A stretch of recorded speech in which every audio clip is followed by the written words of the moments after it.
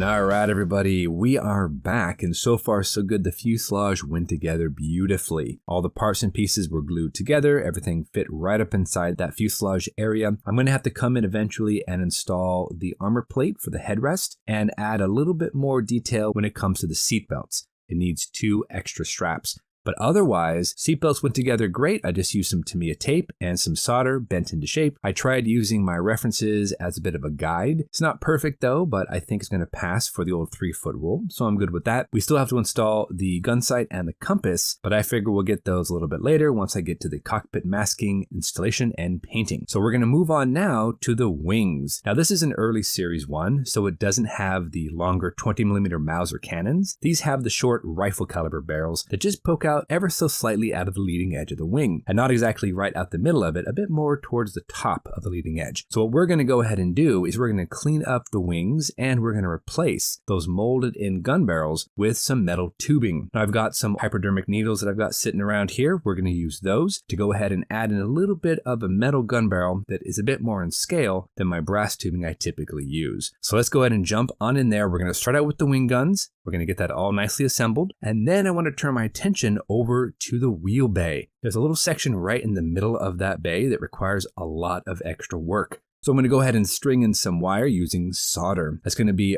different sizes and shapes to go ahead and add in a little bit of spice to that area. It's not going to be perfect, mind you, but I want to do something that's going to be a bit more artistic and will give the impression of a very busy area, because when you look at the references, that's what you see. A lot of pipes, a lot of wires, a lot of different conduits and things. So I'm going to try my best at recreating that with solder. We're going to jump in there. We're going to get this all wrapped up, and then we'll be back and I'll show you guys what we come up with. So back into the time lapse, let's work on those wings.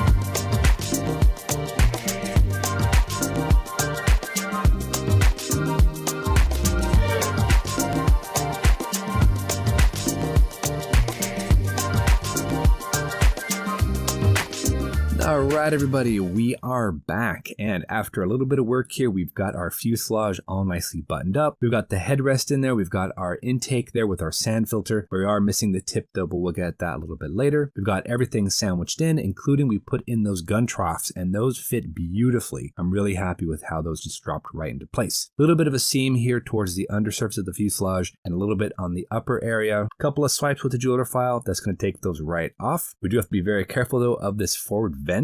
We might have to shave that off and install something from the spares box, or if we're very careful, we can go ahead and sand around it. I think it'll be okay. On the wings, we spent a lot of time there. I tried to add in a bunch of different lengths of wire. Then I also went ahead and removed the built-in molded gun barrels, and I replaced those with hypodermic needles. Went ahead and just sanded off those barrels, drilled out a hole with my drill bits, and then just put in a part of those hypodermic needle tubes, and that worked great. Also, very pleasantly surprised, the fit on this has been excellent. Even the wings, just dry fitting these together, we can already tell we're not going to need a lot of filler, which is really good. I like that. Just a little bit of sanding there on the leading edge, and I think we'll be ready to go. If we go ahead and put in the fuselage as well right in the center of that, also, I can tell that this is going to be a really, really simple model to go ahead and finish up. I don't think we'll need any filler even in the wing roots, which is a rarity, I find. So that is awesome. Let's go ahead and zoom in for you here, and I'll show you some of the work in detail, starting off here with the wheel bay. As you can see, I did use a couple different diameters of solder. I tried to go ahead and drape them and kind of poke holes through the front, the back, and even the top of those little platforms. Then I just strung them through,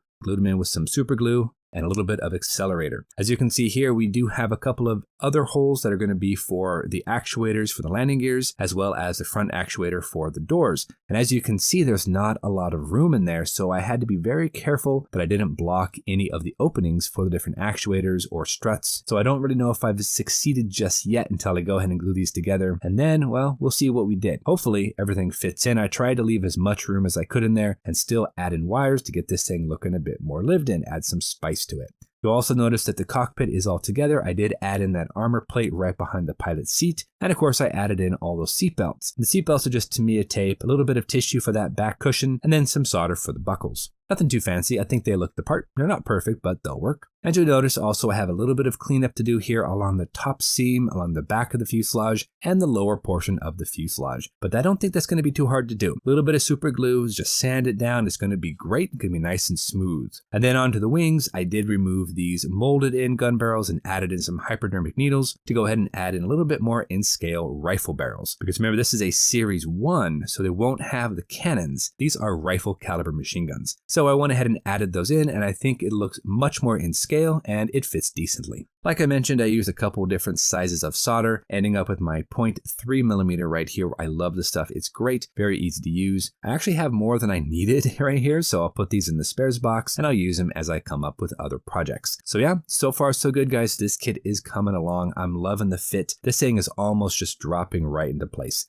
Adding in those little extra pieces and parts there for the wheel bay, I think adds a bit of extra character, a bit of spice to that area, and it brings up the detail level just a little bit. Plus, adding in those seatbelts and all that stuff, I'm pretty happy with it. So we're going to go ahead and call it quits for today. Thank you so much for watching. Until our next episode, you guys know the drill. Go out there, get yourself some bench time, have some fun, build something cool. Make sure to drop on by Joe's channel, check out what he's doing with his 205. I know he's having a great time with the build, just like I am. And we'll see you back here on episode number 4 for Ben Builds with Joe and more of our MC 205. Thanks for watching, everybody. Take care of yourselves, and we'll see you soon.